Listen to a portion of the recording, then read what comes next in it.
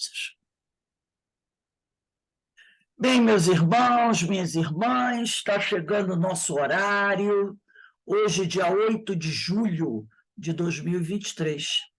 E nesse horário, das 16h20, nós estudamos essa obra, Paulo de Tarso e as Leis Morais, obra de Guilherme Del Valle da Silva. Ah, outra coisa, vocês pegaram aí o Nosso Lar, que eu pedi para o pessoal pegar, é no prefácio, tá? A mensagem de André Luiz, que eu coloquei lá, que a gente vai ler um trechinho.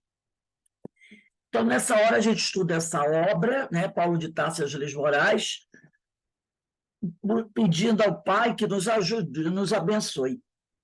Pai amado, Pai de infinita misericórdia e justiça, estamos todos aqui reunidos, Senhor, em Teu nome, em nome de Jesus, em nome de Francisco de Assis, para mais uma tarde de estudos, de reflexão e de aprendizado. Que as Tuas bênçãos, ó Pai, recaiam sobre cada um de nós, fortalecendo o nosso espírito, equilibrando as nossas energias e nos trazendo aquela força que todos nós precisamos, Senhor, para continuarmos a nossa caminhada. Sê conosco sempre, Pai. Abençoe os nossos lares, nossos familiares e amigos, e que cada um procure cuidar bem de si próprio, renovando a conduta, melhorando o caráter, para servir melhor ao Senhor e servir ao nosso próximo.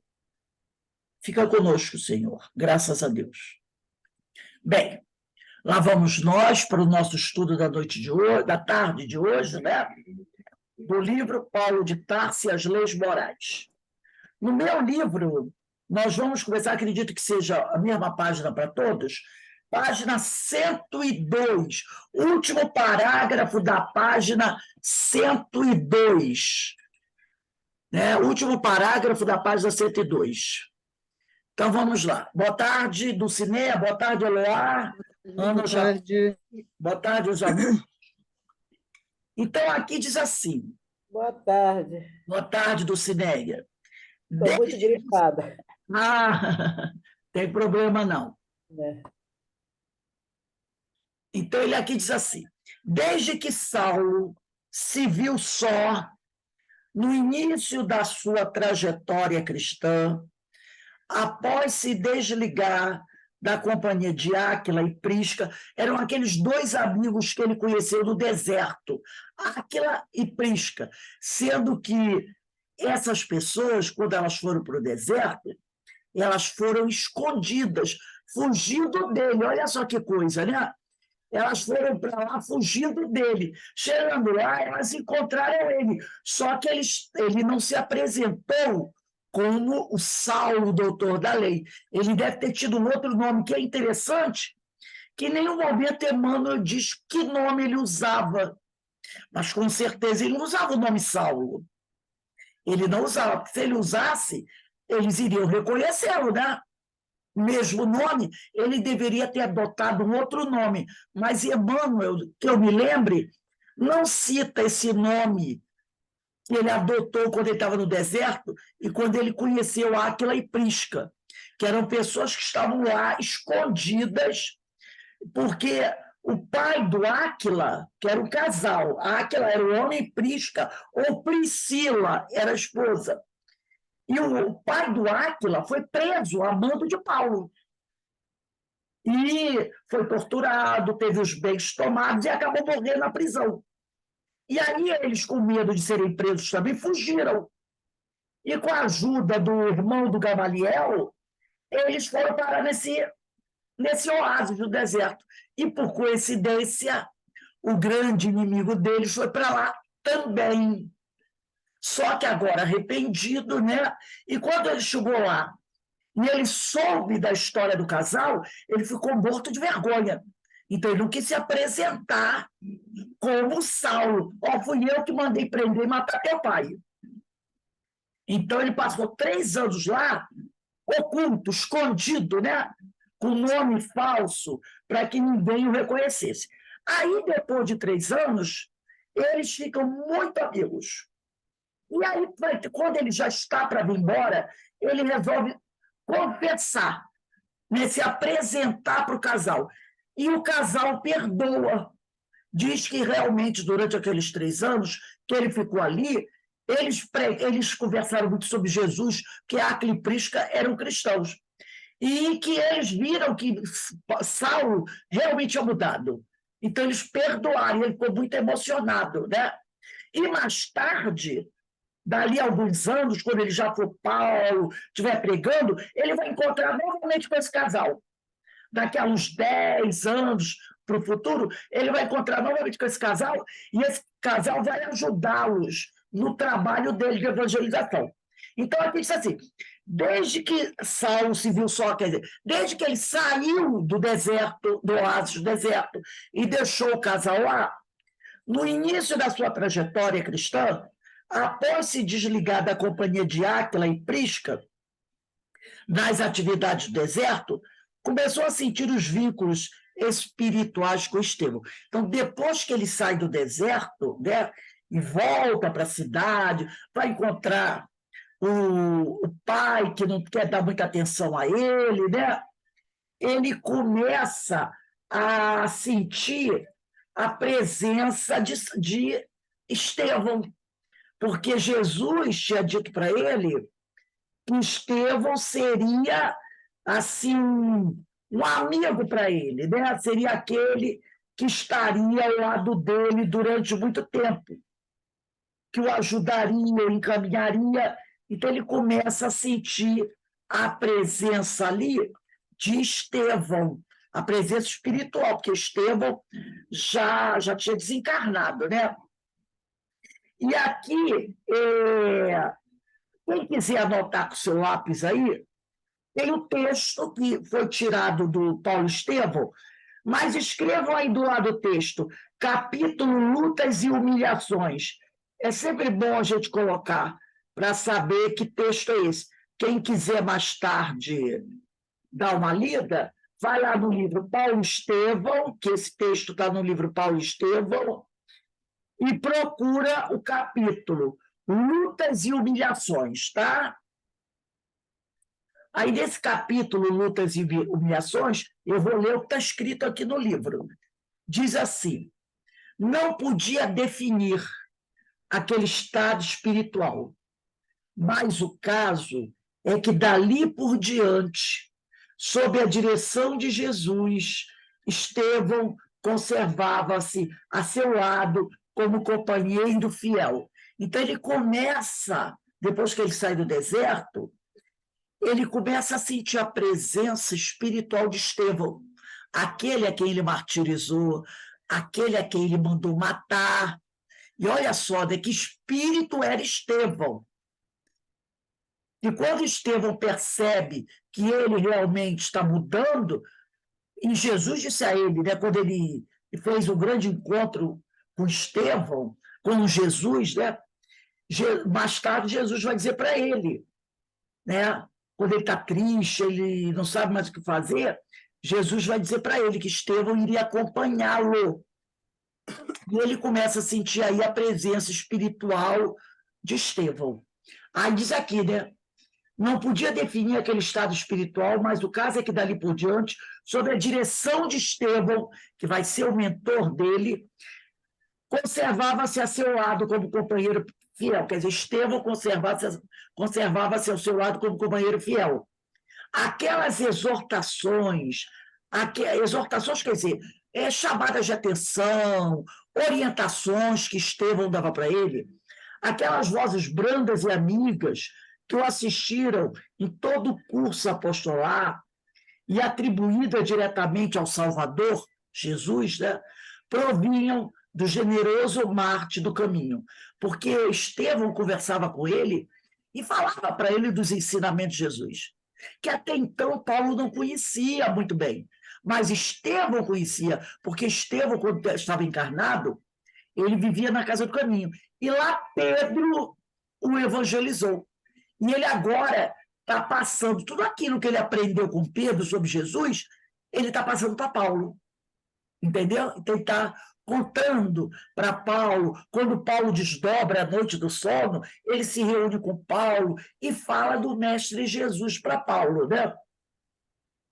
Aí ele diz aqui, e atribuídas diretamente ao Salvador, provinham do generoso Marte do caminho, que é Estevão, que o seguiu espiritualmente durante 30 anos. Estevão, como espírito, esteve ao lado de Paulo durante 30 anos, renovando-lhe constantemente as forças para a execução das tarefas redentoras do Evangelho. Jesus quis, destarte, que a primeira vítima das perseguições de Jerusalém ficasse para sempre irmanada ao primeiro algoz dos prosélitos de sua doutrina de vida e redenção.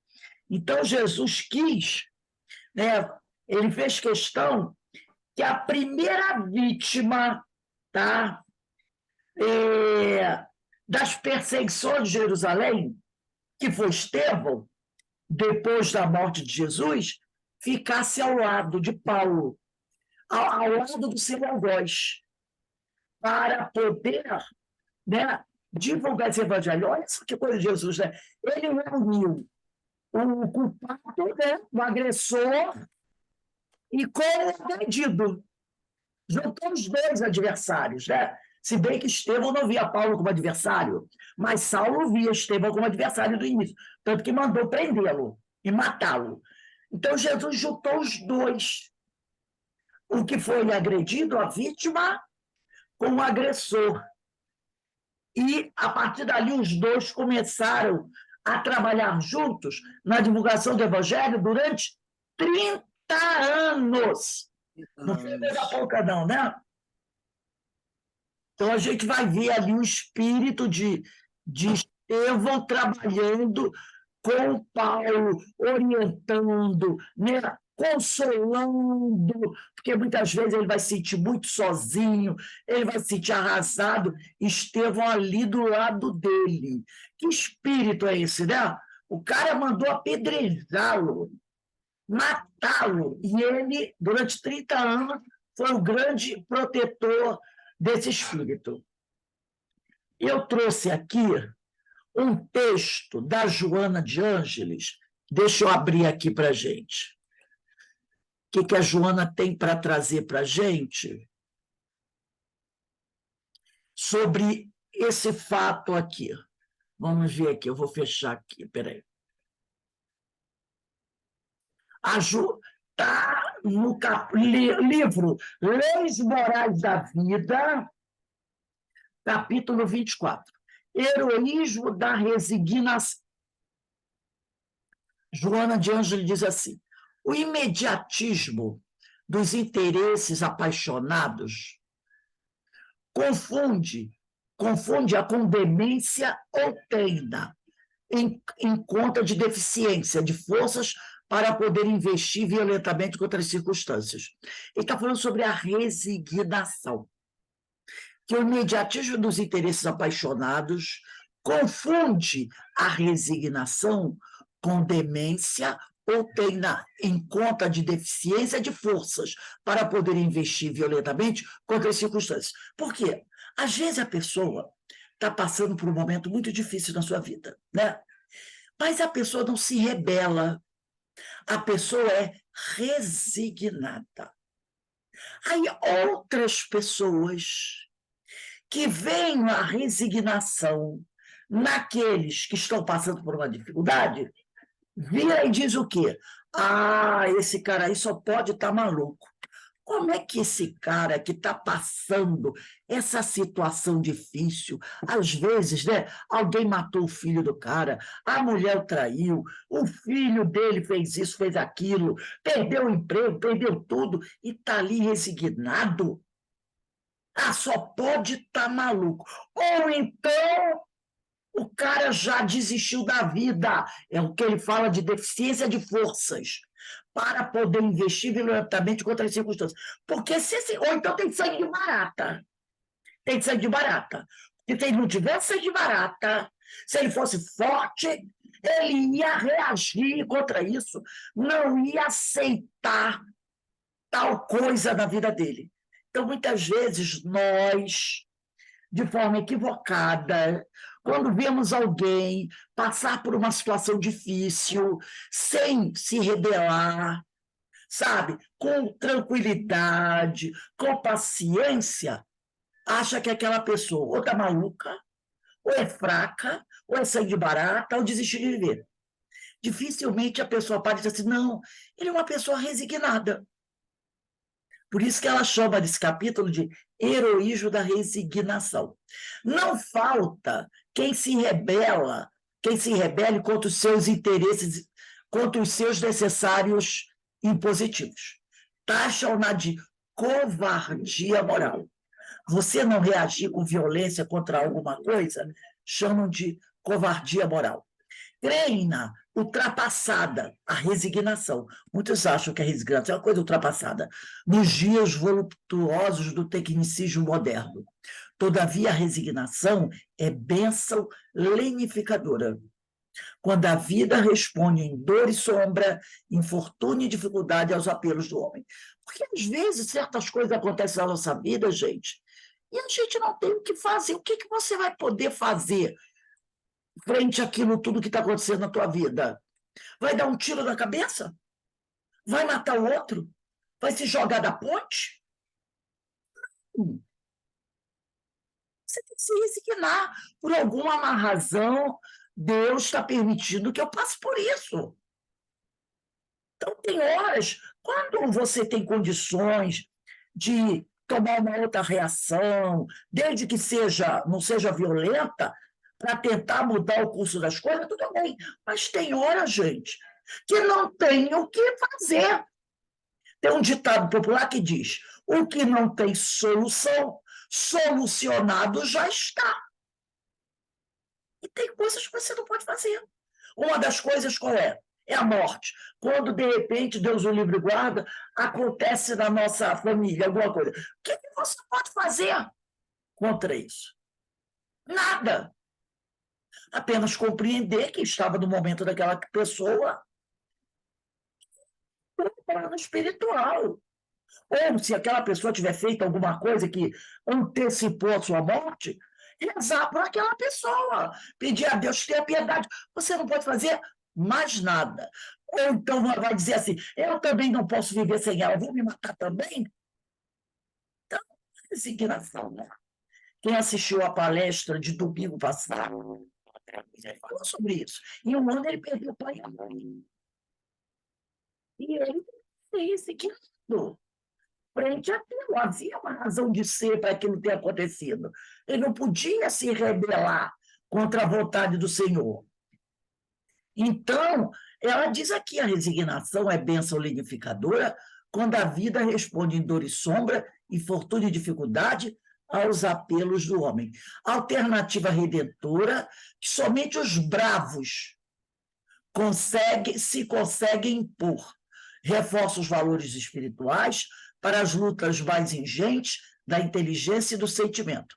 Não deflui, quer dizer, ela não tem origem numa atitude de medo, a resignação, porquanto isto seria receio justificado ante as leis superiores, mas resulta de morigerada, quer dizer, de pensada, refletida, e da reflexão, que favorece o perfeito entendimento das imposições evolutivas.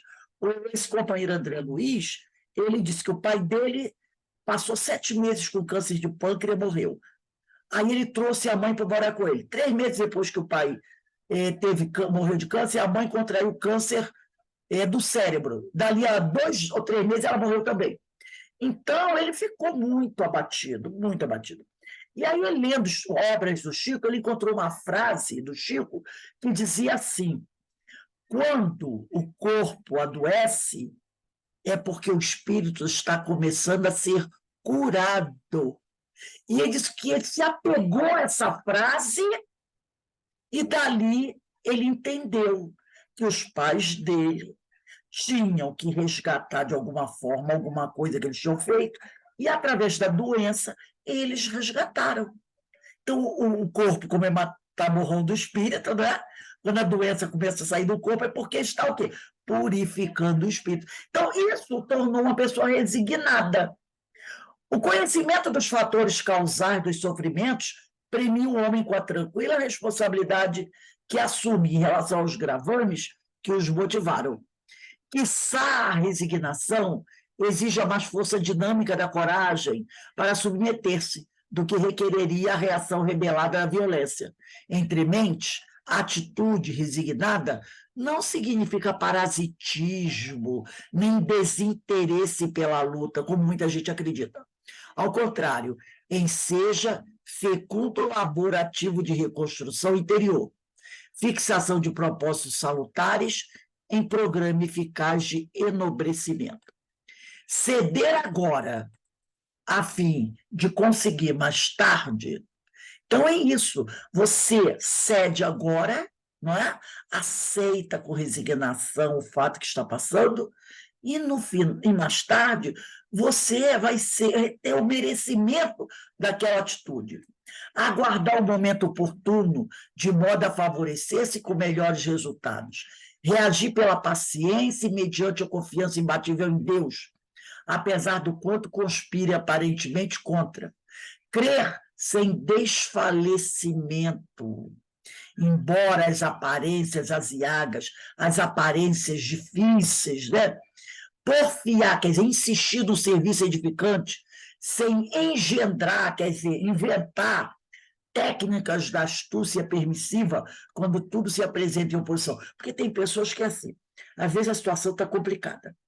Mas aí a pessoa o que faz? Começa a inventar formas de sair daquela situação difícil.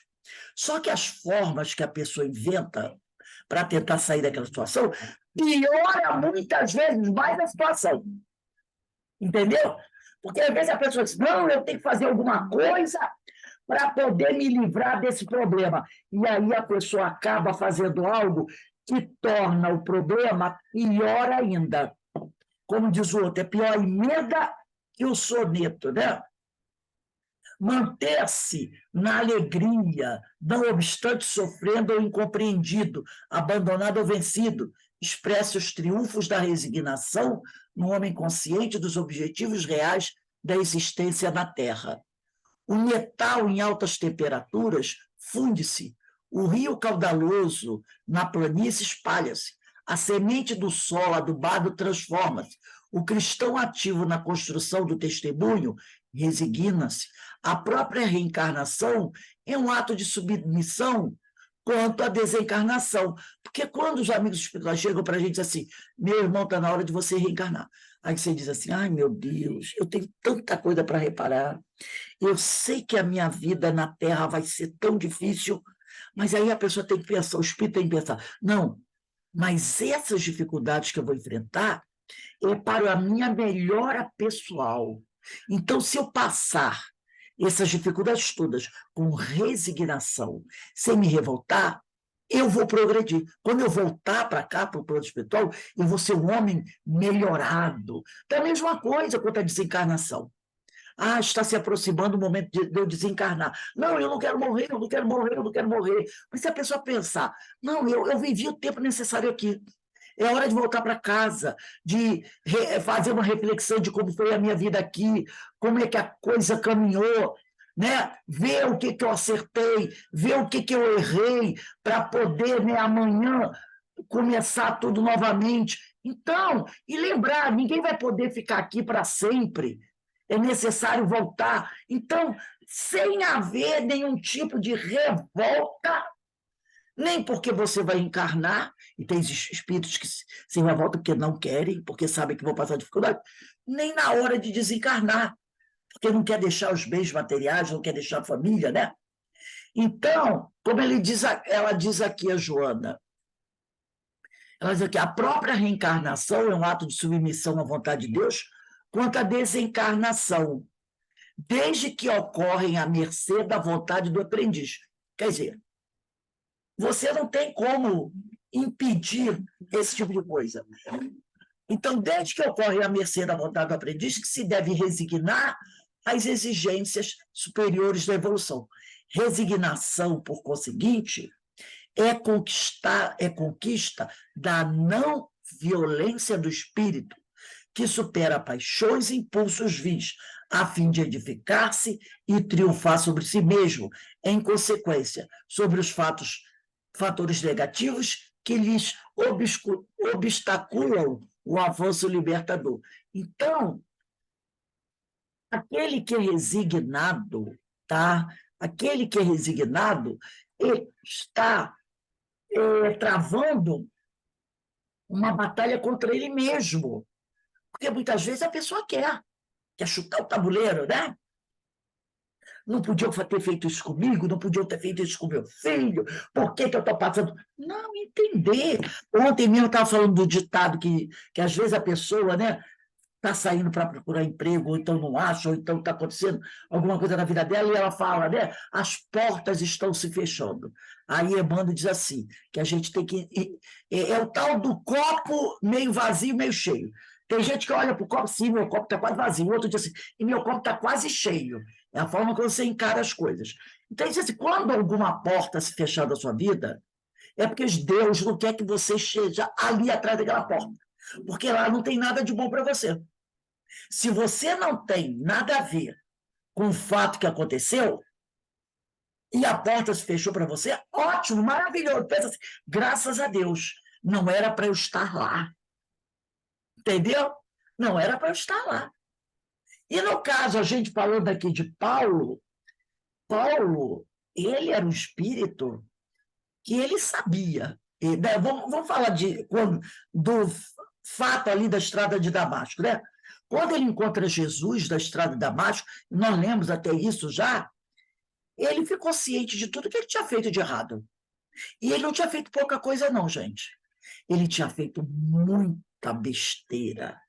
Mandara matar muita gente. Ele nunca tirou ele próprio a vida de ninguém, mas ele mandou matar. Ora, quem manda matar é tão culpado, ou até mais, do que quem mata. E às vezes o cara que mata, mata porque meu chefe mandou matar. E se eu não matar, o meu chefe me mata. Não é assim? Tem gente que, aquele cara assim, ó, o cara mandou fazer o serviço. Se eu não fizer, ele acaba comigo, acaba com a minha família. Eu trabalho para ele. Eu tenho que seguir as ordens dele. Se eu não seguir, quem, ó, morre sou eu. Então, aquele que está mandando matar é pior do que o outro. Porque às vezes o outro vai dizer assim, eu não tenho nada contra ele, não. Não tenho nada contra ele. Por minha vontade, eu nem matava você, o cara. Eu não tenho nada contra ele, mas o chefe mandou. Se eu não fizer, sou eu que danço. Então, quem manda é pior do que quem mata, muitas vezes. Tá? Porque ele fica naquela, as minhas mãos estão limpas. Entendeu? As minhas mãos estão limpas. Eu não matei ninguém. Foi ele que sujou a mão de sangue. Não, você que mandou, você é tão culpado ou mais do que o outro. Não existe essa desculpa para Paulo, não havia essa desculpa para ele. Ah, você nunca apedrejou, você nunca pegou espada para matar ninguém, mas você assinou documentos mandando prender, mandando torturar e mandando matar. Entendeu? Então, a responsabilidade Até hoje é assim, né, Rosa? até hoje é assim. Até hoje é assim. Não é? Mas a justiça diz: você mandou, você está metido até a confusão. Então, ele sabia de tudo isso. Mas em nenhum momento ele fica revoltado. Meu Deus, quanta coisa que eu vou passar, porque ele começa a conhecer, ler o Evangelho, e aí ele sabe que ele é e muito mais responsável, sabe por quê? Porque ele não era ignorante, porque a ignorância nos defende. Muitas vezes a pessoa diz assim, fulano fez isso de errado, mas é que ele não sabia, mas não era o caso de Paulo, ele era um doutor da lei. E lá no Antigo Testamento, no livro de Êxodo, está escrito assim, os 10 mandamentos. Não matarás. Como doutor da lei, ele sabia disso. Ele não podia matar, mas ele manda matar. Então, ele foi contra a lei. Gente, se vocês estiverem escutando barulho de música, é de uma festa junina da escola que está tendo aqui da esquina da minha casa, tá? Então, não levem a mal, não, mas é a festa junina lá, das crianças. Então, ele sabia disso. Quantas vezes ele leu as escrituras, né? Onde está escrito lá na Bíblia, no livro do Êxodo, livro escrito por Moisés, estava escrito lá, não matarás, tá? E ele mandou matar, não só mandou matar, ele mandou, vamos dizer assim, ele mandou, eu vou ler aqui, só para a gente ver os crimes que ele cometeu contra a lei que ele conhecia. O pior de todo é esse. A lei está aqui, ó, deixa eu achar aqui rapidinho, para a gente ver quanto ele era responsável. Né? Deixa eu ver aqui. Vou pegar aqui no Evangelho, que o Evangelho tem também, no Evangelho segundo o Espiritismo. No primeiro capítulo, tem também, só para a gente ver como, às vezes, a pessoa ela não tem como dizer, não, eu não sei, no caso dele, né? Na Bíblia, é livro de Êxodo 20. Está aqui na Bíblia, eu vou ler pela Bíblia, olha só. Está assim, ó. Deixa eu ver. Honra teu pai e tua mãe, não matarás, não cometerás adultério. Ele mandou matar. Ele não matou, mas mandou matar. Então é a mesma coisa. Não levantarás falso testemunho contra teu próximo. Ele caluniou Estevão. Ele, no livro Paulo e Estevão, tem uma passagem que, se eu não me engano, é essa mesmo. Ele chamou um amigo, deu um saquinho de moedas para esse amigo e mandou esse amigo ir no templo dizer que esse amigo tinha visto Estevão fazer bruxaria e que também tinha visto, tinha ouvido de Estevão falar contra Deus, contra os sacerdotes, contra a religião. Gente, o que é isso? O que é isso? Não é levantar falso testemunho? Né? Ele fez isso. Por quê? Porque ele tinha inveja de Estevão. Ele queria que Estevão ficasse ao lado dele, que Estevão fosse assim, tipo um discípulo dele.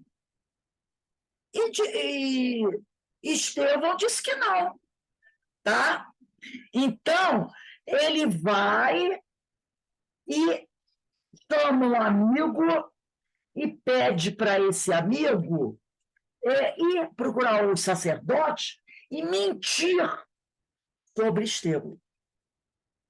E eles tinham visto Estevão fazer coisas contra a lei. E Estevão nunca tinha feito nada. Aí o amigo dele vai lá, presta o falso testemunho, e aí a polícia do templo vai lá e prende Estevão. Então, olha só, ele comete 2 crimes aqui, contra o que estava nos 10 mandamentos. Não, ele manda matar e ele levanta falso testemunho contra o próximo. Ora, eu pergunto, Paulo, um doutor da lei, não sabia que ele não conhecia os 10 mandamentos? Ele conhecia. Daí a responsabilidade dele ser maior, porque ele não era um ignorante da lei, ele conhecia a lei. A quem muito foi dado, muito será cobrado. Se você conhece, né, você conhece a lei, é a mesma coisa de um juiz. Se uma pessoa qualquer comete um crime, né? Você diz, o advogado pode dizer assim, ele é um leigo, não conhece a lei. Mas o juiz, quem é o juiz? O juiz é o homem que faz as leis? Como é que ele não conhece? Então, se ele comete um crime, mais responsabilidade ele tem, né?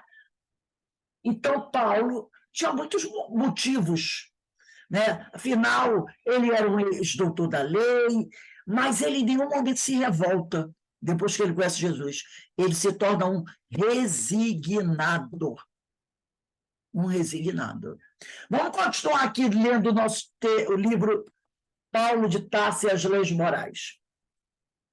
O convertido de Damasco é exemplo também no esforço em disciplinar a mente e o coração em prol da mediunidade edificante. Reconheceu a importância do labor, do trabalho terreno, da concretização do trabalho do Cristo, e na sua lucidez e humildade, forjada a duros golpes, reconhecia que sozinhos, homens e mulheres encarnados não conseguiriam dar conta da construção de uma religião espiritual. E aí, esse trechinho que está aí é do livro Paulo Estevam, do capítulo Primeiros Labores Apostólicos. Vocês podem escrever aí. Paulo Estevam, Primeiros Labores Apostólicos.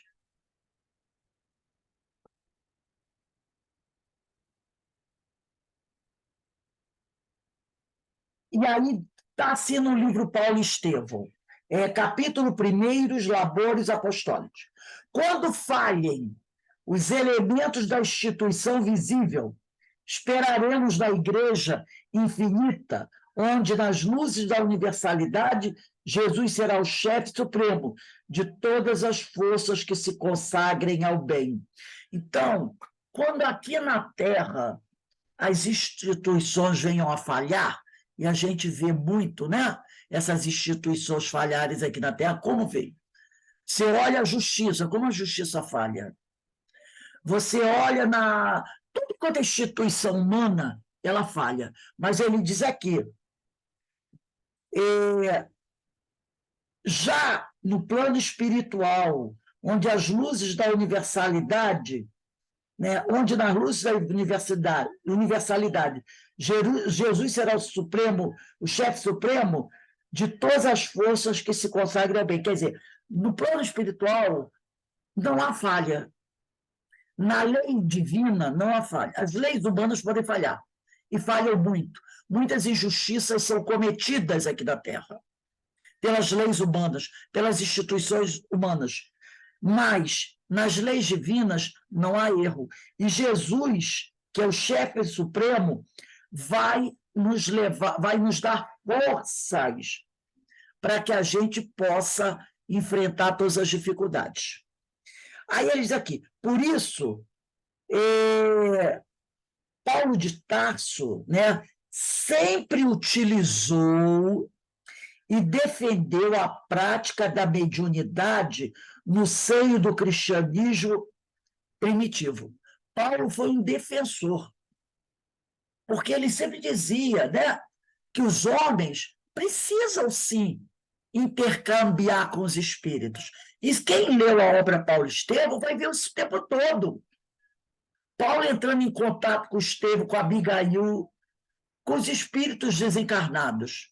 Então, ele era um defensor da mediunidade no seio do cristianismo primitivo, né? Que é o cristianismo da época de Jesus, comprovando como bom apóstolo o aval do Cristo para a prática do intercâmbio entre vivos e mortos, após a prudente proibição de Moisés. Porque lá no Antigo Testamento, o legislador Moisés vai ter um momento que ele vai proibir. Ele vai dizer, olha, está proibido. Ninguém mais pode entrar em contato com os espíritos. Ora, hoje a igreja diz que esse contato com os espíritos não existe, que os homens só entram em contato com o demônio, né? Só com o demônio. Agora eu pergunto, Se Moisés proibiu, você não proíbe uma coisa que não existe. Você proíbe uma coisa que existe. Só que por que Moisés proibiu? Foi o que ele botou aqui. Após a prudente proibição de Moisés. É porque a coisa, esse intercâmbio agia de forma desordenada. Entrava-se em contato com o plano espiritual para pedir a morte de alguém, para pedir privilégio, coisas que hoje não acontecem, né? Ninguém entra em contato com o plano espiritual para fazer magia negra, para prejudicar os outros. Hoje ainda não existe isso, gente.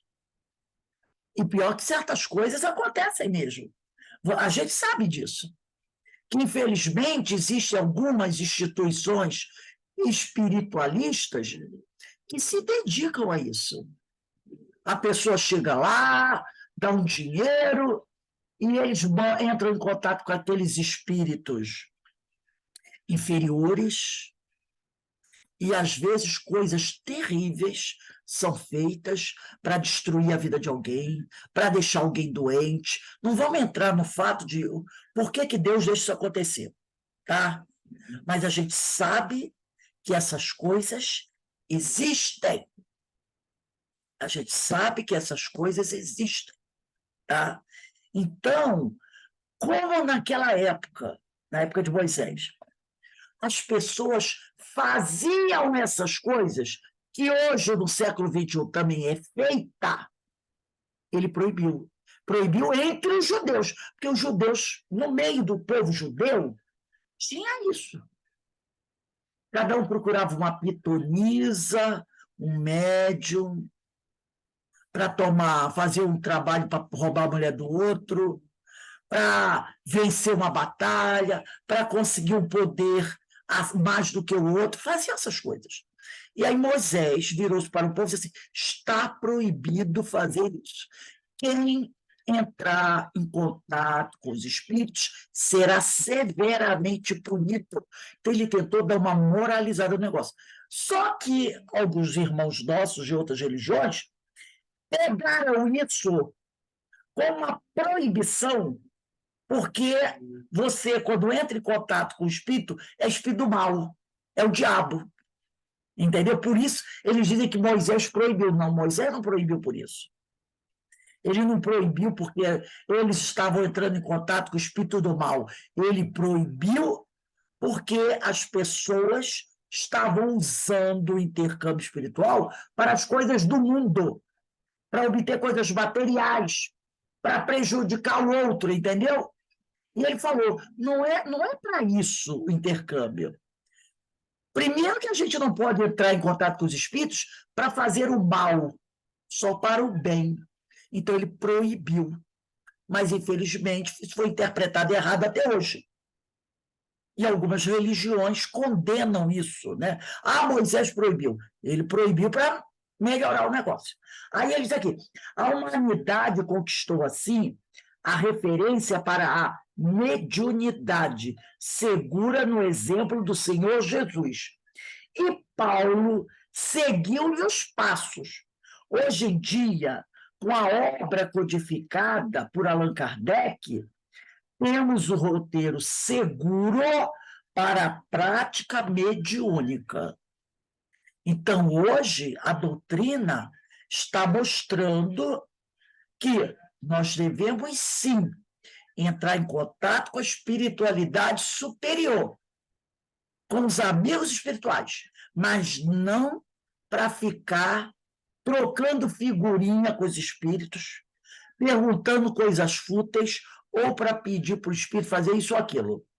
Para nós, infelizmente, ainda tem irmãos que fazem isso. Ainda tem irmãos que agem assim. Mas aí é o problema de cada um.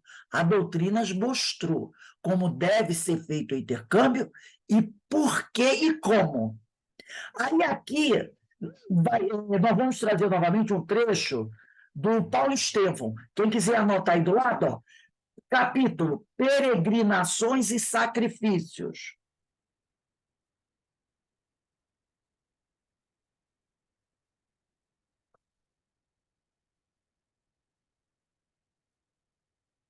capítulo Peregrinações e Sacrifícios, do livro Paulo Estevão. Aí aqui, do trecho Paulo Estevão, está escrito assim: o cristianismo sem o profetismo seria um corpo sem alma. Ele está querendo dizer o seguinte, que o cristianismo sem o intercâmbio, esse profetismo quer dizer o trabalho dos profetas. Mas quem foram os profetas? Eram médios. Eles eram médios. Então, o cristianismo sem os médiuns que vieram trazer a palavra de Jesus, por quê?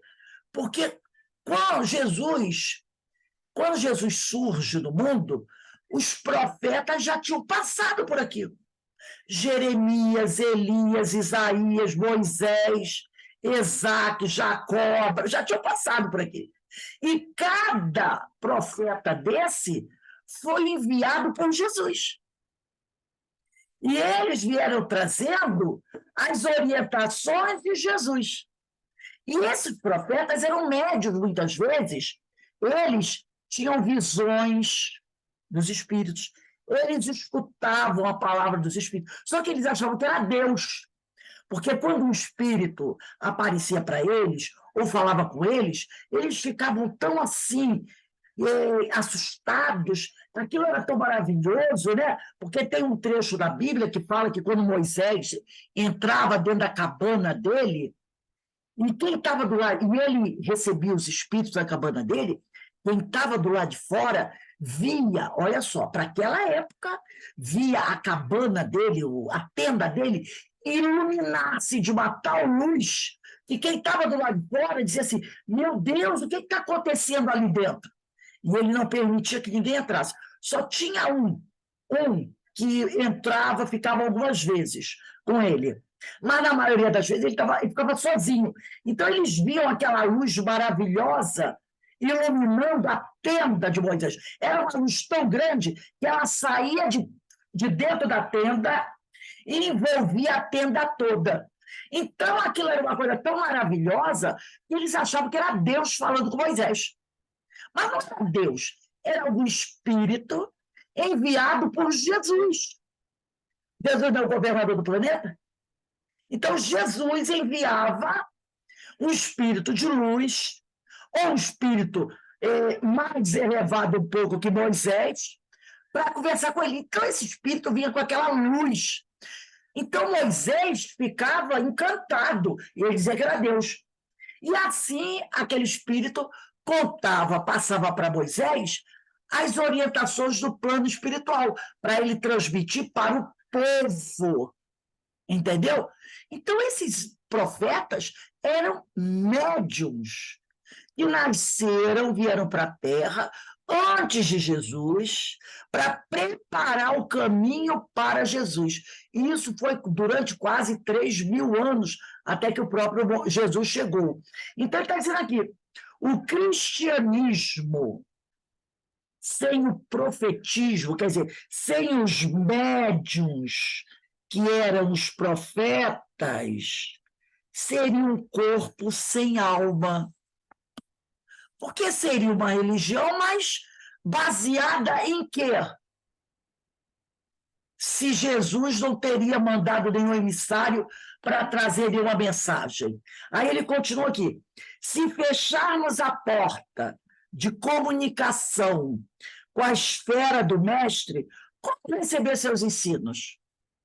Se a gente não fizer esse contato com os espíritos amigos, com Emmanuel, com o doutor Bezerra, com Manuel Filomeno de Miranda, com Joana de Anjos, que são aqueles que trazem a mensagem do alto para a gente, como é que nós vamos receber os ensinos superiores?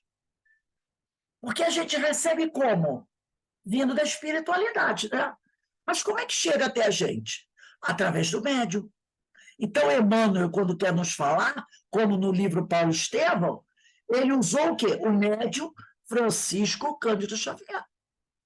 Quando o Divaldo quer trazer essas lições maravilhosas, como nós lemos agora da Joana sobre resignação, como é que essa mensagem chegou para a gente?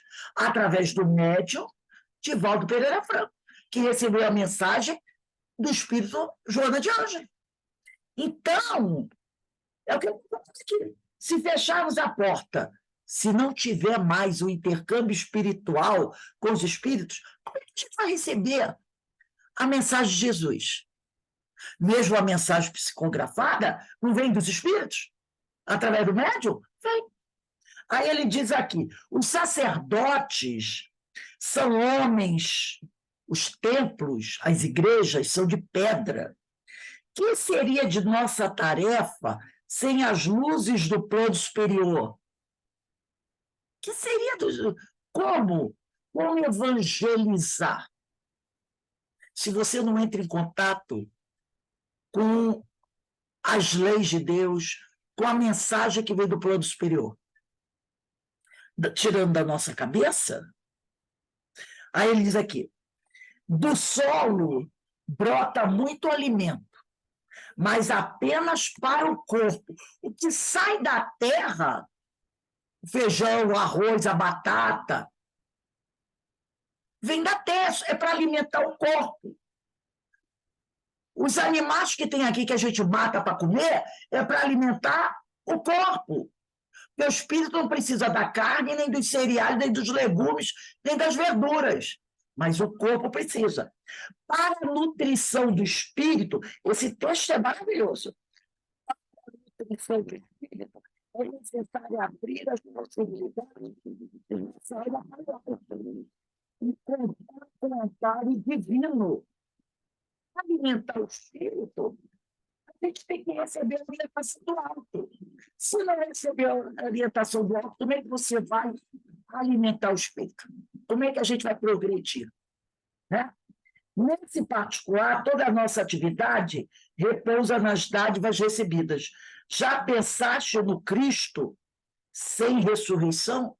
Se o Cristo morresse e acabou, ficasse enterrado lá, ficasse o corpo lá dentro da caverna, e se o espírito dele não fosse para o plano espiritual, se o espírito dele desaparecesse, já imaginou? E se não tivéssemos, e se ele não pudesse aparecer novamente para os seus discípulos e continuar os ensinamentos, como é que seria a situação? Jesus morreu, acabou, nunca mais ouvi falar dele, nunca mais vimos ele, nunca mais os discípulos receberam nenhuma orientação sobre ele. Como é que ia ficar? Como é que ia ficar Saulo de Tarso se ele não encontra Jesus na estrada de Damasco?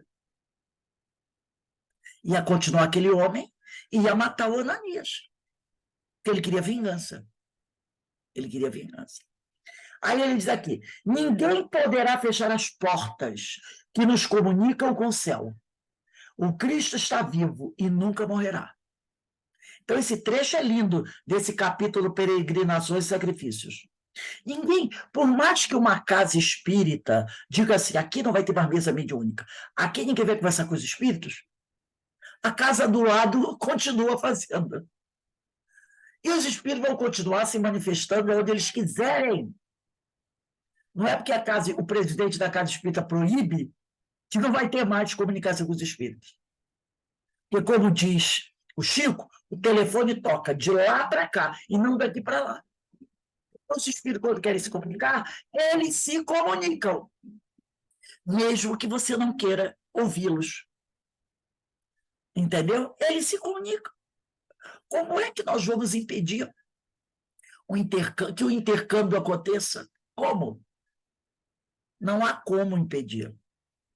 Vamos continuar aqui. Aí no capítulo, aí depois vai ter uma frase, essa frase está no capítulo As Epístolas, anotem aí. As Epístolas. O mediunismo evangelizado nos tempos modernos é o mesmo profetismo das igrejas apostólicas. Quer dizer, o que nós temos hoje nas casas espíritas, o trabalho das mesas mediúnicas nas casas espíritas, é similar ao que acontecia no tempo de Jesus. Quando os discípulos, depois da morte de Jesus, se reuniam, quando Saulo se reunia com os amigos nas igrejas fundadas, igrejas essas que é falado igreja, porque igreja é uma congregação de pessoas. Já falei isso. Não é o prédio, é uma congregação de pessoas. Então, eles se reuniam, às vezes, na casa de um amigo, né? Se reuniam ali, sentavam à mesa, liam um trecho das anotações de Mateus sobre os ensinos de Jesus, alguém fazia uma prece, aí o outro, não, eu quero fazer uma prece também, o outro quer fazer uma prece também. De repente ficavam em silêncio, e aqueles que eram médios recebiam a comunicação dos espíritos. E aí os espíritos traziam orientações, consolos, eles faziam perguntas, os espíritos esclareciam, e se alguém da população tivesse com alguém doente, podia trazer naquela época a reunião, ficava sentadinho no canto, aí tinha uma hora que quem dirigia o trabalho falava: senhor, temos aqui um doente, e aí o médium ia até aquele doente naquela reunião, impunha a mão sobre a cabeça do doente, e a espiritualidade curava aquele doente, afastava aquele espírito obsessor, esclarecia o espírito. Acontecia assim naquela época, bem parecido com o que acontece hoje. Tudo bem que nós não, algumas reuniões têm presença de palestra, de pessoas, outras não, mas no básico era a mesma coisa. Isso sempre aconteceu. Sempre aconteceu. Entendeu? Durante a época de Jesus, depois que Jesus morreu, durante muito tempo isso aconteceu.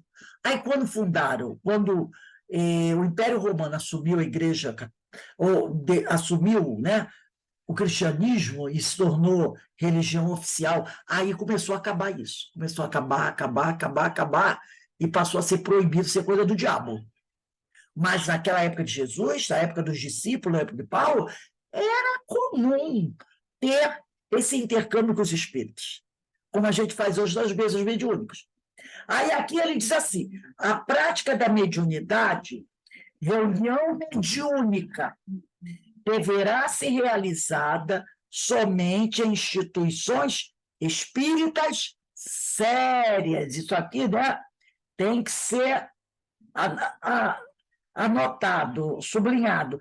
Deverá ser realizada somente em reuniões mediúnicas sérias.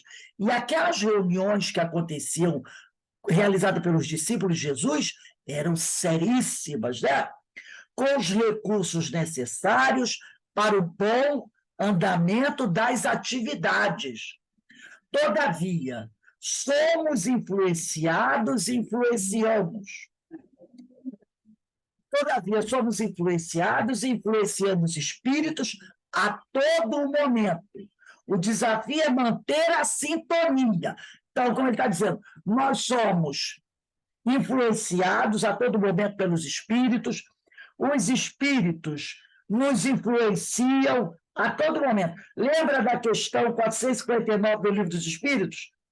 Quando Kardec, eu vou até pegar aqui o Livro dos Espíritos, na questão 459, quando Kardec, deixa eu pegar aqui, faz aquela pergunta clássica aos espíritos aqui. Deixa eu pegar aqui, 459. Opa, espera aí. Deixa eu ver aqui. 459. Influência oculta dos espíritos em nossos pensamentos e atos. Além os espíritos influem em nossos pensamentos e nossos atos, são muito, eles dizem, muito mais do que imaginais. Que a pergunta é essa: os espíritos influem em nossos pensamentos e em nossos atos muito mais do que imaginais, pois frequentemente são eles que vos dirigem. Por isso que o Guilherme está dizendo aqui: todavia somos influenciados e influenciamos espíritos a todo momento. Influenciamos com a nossa conduta. Quando você age de uma certa maneira, equilibrada ou desequilibrada, existe uma nuvem de espíritos à nossa volta, né? Como diz Paulo de Tarso, nós somos observados por uma multidão de espíritos, por uma multidão de testemunhas. Então, esses espíritos, vendo o seu comportamento, eles podem achar legal e resolverem fazer o mesmo. Se você está fazendo uma coisa boa, ótimo. que terão vários espíritos fazendo coisas boas, porque eles viram você fazendo. Você está influenciando legal. Mas se a gente está fazendo uma coisa errada, e esse espírito resolve fazer também, você é responsável por tudo que ele fizer de errado, porque foi você que o influenciou. Entendeu? Então ele diz aqui, todavia somos influenciados, influenciamos os espíritos a todo momento. O desafio para nós é manter a sintonia com os benfeitores da espiritualidade. Esse é o nosso desafio.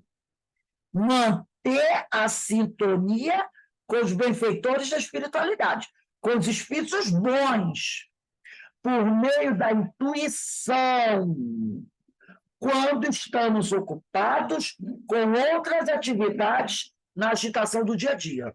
Então, quando você está na sua vida fazendo alguma coisa, é bom a gente tomar cuidado com a nossa forma de falar, com a nossa forma de proceder, porque uma multidão de testemunhas está observando a gente. Então, a gente tem que sempre procurar manter a sintonia com os espíritos elevados, porque aí os espíritos que nos observam o nosso comportamento, observam o nosso pensamento, não terão problemas, porque se é para influenciar, que a gente influencie bem, não é para ajudar. Então, continuando aqui, sendo assim, para que teu empreendimento em qualquer setor da vida seja sustentável, seja bom, deverás sempre questionar nesses momentos quais as parcerias espirituais que estou cultivando. Lembra? Com quem você anda? Então, quais as parcerias espirituais que estou cultivando? Se te surgir alguma dúvida, espelha-te no exemplo de Paulo de Tarso, fiel seguidor de Jesus, e assim vencerás. Então, se você parar um dia para refletir, você está em dúvida, gente, o que eu estou fazendo? Será que eu estou indo bem? Será que eu estou agregando com pessoas boas? Será que eu estou fazendo coisas boas? Então, ele está dizendo o seguinte, se você duvida do teu comportamento, se você está em dúvida, se você está indo bem ou mal, observa Paulo de Tarso. Observa Paulo de Tarso. E aí você não vai errar. Nós não vamos errar. Entendeu? É isso que ele está querendo dizer. A gente não erra. Porque Paulo de Tarso, a partir do momento que ele passa pela estrada de Damasco, ele muda totalmente o comportamento dele, a forma dele de ser. E aí ele passa a ser um profundo e um grande trabalhador de Jesus. Então, se a gente tem alguma dúvida, olha para o comportamento de Paulo.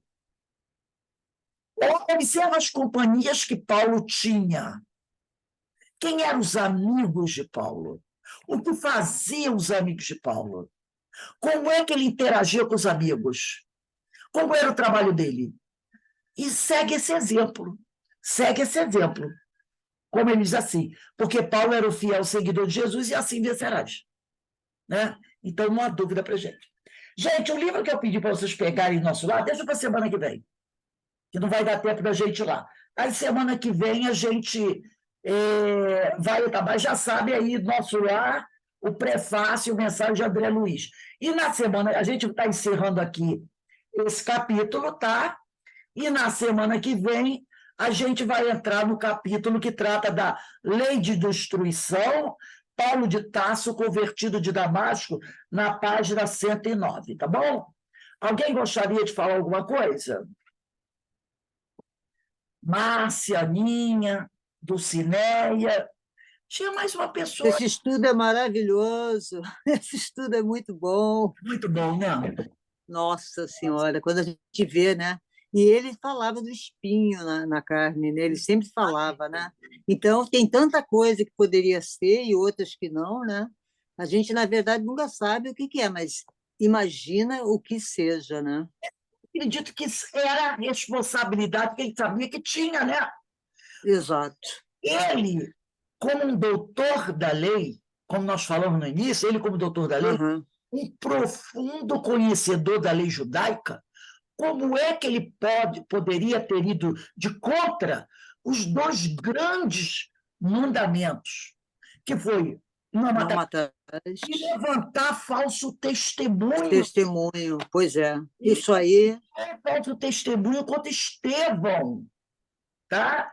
Como nós vimos lá na Bíblia, no livro de Êxodos, né? Está escrito lá, e no Evangelho, segundo o Espírito, no livro de Êxodos, no capítulo 20, lá na Bíblia, e aqui, no Evangelho segundo o Espiritismo, como nós vimos no início do capítulo 1, item 2, está lá. Não presteis testemunho falso contra o vosso próximo. Então, ele pecou desses dois itens, teve outros, mas esses, ele pecou direto. Não mateis, ele mandou matar, e a gente já viu que quem manda e mata é a mesma coisa, ou até pior, responsabilidade. quem manda é até pior, tá? E ele prestou falso testemunho. Pois Ele, é. além de falar mentiras sobre Estevão, ele pagou, está lá em Paulo Estevão, para os amigos delatarem Estevão, mentindo, dizendo que ele agiu contra a lei, que ele praticou magia e outras coisas mais. Então, ele Só foi isso. dois grandes mandamentos e ele conhecia, porque ele era o doutor da lei. E ele pegava que ele era o fiel seguidor da lei. Como é que o fiel seguidor da lei age dessa forma tão escandalosa contra a lei? Então, depois do evento ali da Estrada de Damasco, ele sabia tudo que ele tinha feito. Ele tomou consciência do que ele tinha feito. E ele viu assim, meu Deus, eu agi contra a lei do Senhor. Mas, como o Guilherme trouxe para a gente hoje, de forma tão bonita, né? Hoje não é do capítulo que vem da semana que vem, ele promove uma mudança de conduta tão violenta na vida dele, tão Isso violenta, que quando ele chega ao plano espiritual, depois de Ananias, quem vem estar com ele é Jesus. Quer dizer, que coisa. do lodo, porque lodo é o lodo que ele viveu no lodo, é o doutor da lei, conhecedor da lei, que age contra essa lei que ele tem que seguir. É o lodo. Ele foi do lodo à luz, não que ele se tornou um espírito puro, Exato. mas a luz, quer dizer, ele conheceu a verdade e aplicou a verdade da vida dele. Verdade te libertará. E dizem, né, que foi do lodo à luz, foi ele e Maria de Magdala. Se tivesse sido verdade, que ela foi uma meretriz, aquela coisa toda, né? Então dizem que ele foi do lodo à luz, mas dizem que ela, então, o dela foi mais intenso, porque ela não conhecia a lei. Ela não conhecia. Ela passa a conhecer quando ela entra em contato com Jesus. Então, toda aquela vida que ela teve de mulher leviana, se foi isso mesmo que ela teve, foi antes de conhecer Jesus, onde ela não conhecia a lei. Quando ela conhece, ela se converte e vai à luz. Paulo não. Paulo conhecia a lei. Conhecia. Por isso que para ele foi mais difícil. Ele conhecia a lei. Infringiu a lei que ele conhecia, que ele defendia e que ele pregava, por interesses particulares, que era o poder que ele queria, né? Então, ele vai dar uma... Por isso que eles falam, observa Paulo, porque ele vem do lodo para a luz. Ele dá uma reviravolta na vida dele, e como nós vimos aquele texto maravilhoso da Joana, que nós apresentamos aí, sobre resignação, aonde ele em nenhum momento reclamou da dor que ele estava padecendo, porque ele sabia o porquê que ele estava passando. Então, ele foi um resignado. Fala, Ana. E conhecendo agora, né, a história dele, a nossa responsabilidade aumenta mais ainda. Oh, sim, com certeza. Né? Porque Como espírita, né? E médium, estudando a doutrina espírita, nossa, Responsabilidade, né? Dá até. nossa, dá até Uh, vontade de chorar, né? é. Nem fala. Oh, tudo, meu Deus. gente, de forma muito clara, para nós hoje é muito mais fácil, não é? É muito mais Tem um fácil. modelo, temos Temos modelo, um né? Temos modelo modelo. e não temos as agruras que eles passaram, É, os discípulos de Jesus, né? é Paulo, verdade. Pedro e outros. Nossa, Eles não, nessas agruras que eles passaram, graças a Deus. Ninguém aqui vai ser jogado no círculo romano, nem vai ser queimado preso exatamente. numa cruz porque pratica o intercâmbio. É Então, verdade, é nós verdade. temos que nós temos subsídios que nos facilitam a caminhada, coisa que eles não tinham. Não, Então, eles foram É, na força da fé.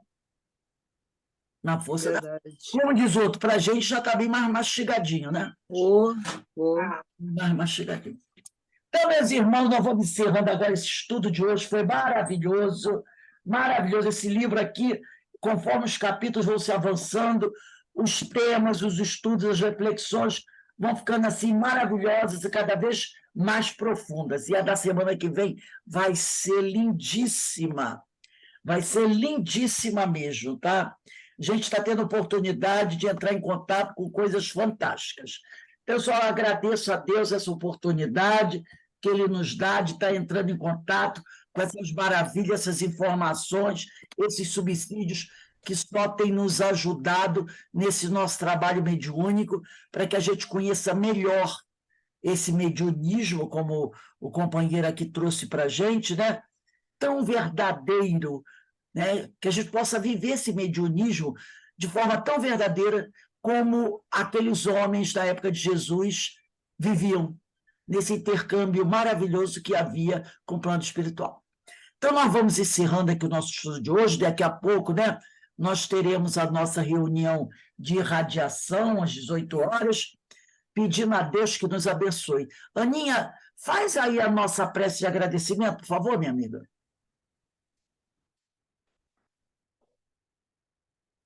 Ana Constantino, faz a nossa prece de encerramento. pensei que era a Ana Brito. Não, ela não está aqui hoje. Ela não pôde estar. Pai, Senhor da vida, agradecemos esse momento, essa oportunidade de estudo, de reflexão, de conhecer cada vez mais Paulo de Tarso e conhecer os ensinamentos de Jesus. Que possamos, Pai, colocar nas nossas vidas esses ensinamentos, que possamos nos melhorar como espírito e trabalhar as nossas imperfeições e nos tornar cada vez mais trabalhadores da seara do Senhor. Que Jesus possa nos abençoar, nos fortalecer esse grupo de estudo. Agradecemos esse momento, a saúde, a família, a casa de Francisco de Assis. Que Jesus possa fortalecer cada vez mais, nos unir cada vez mais. E pedir a bênção e a proteção do Mestre para todos os irmãos que não puderam comparecer no estudo, que aonde estiver, receba também essa luz. E pedir também a permissão para dar por encerrado o estudo da tarde de hoje. Que assim seja, na graça de Deus. Graças a Deus. Graças a Deus. Bem, meus irmãos, um bom fim de semana a todos, que Deus nos abençoe e nos fortaleça, que possamos continuar seguindo aqui o exemplo de Paulo, para que a gente possa caminhar com os pés muito firmes, né, em direção ao coração do Senhor, e fazendo aquilo que o Senhor nos ensinou, que é amar Deus sobre todas as coisas e ao próximo quanto a ti mesmo. Então, ó, daqui a pouco a gente volta, tá? Um beijo aí para todos. Um bom fim de semana para vocês. Obrigada, igualmente. Ah, Tudo de boa bom. noite, gente. Boa noite. Boa Boa noite. noite, boa noite.